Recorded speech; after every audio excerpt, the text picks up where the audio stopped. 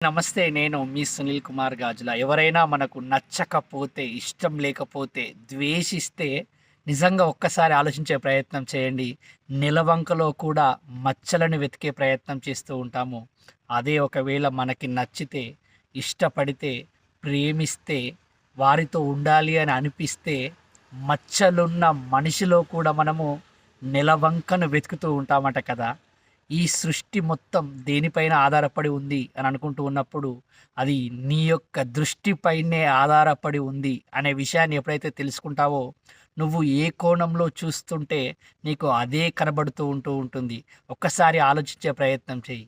అద్దంలో చూసుకుంటే నీకు నువ్వు కనబడుతూ ఉంటావు. కానీ అదే ఎదుటి వ్యక్తిని అర్థం చేసుకుంటూ ఉంటే అందరిలో నువ్వు కనబడడానికి ఆస్కారం ఏర్పడుతుంది కదా! పాపము, పుణ్యము అంటూ వేరే ఏదైనా ఉంటూ ఉంటుందా? నీ వల్ల ఒకరికి మంచి జరిగితే అది పుణ్యము అనంట.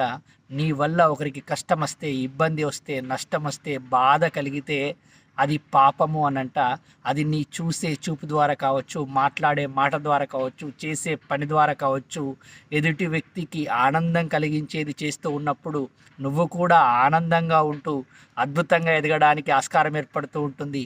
మరీ ముఖ్యంగా ఆరోగ్యంగా ఉండడానికి ఆస్కారం ఏర్పడుతూ ఉంటుంది. కాబట్టి నీ దృష్టి మార్చుకునే ప్రయత్నం చెయ్యి.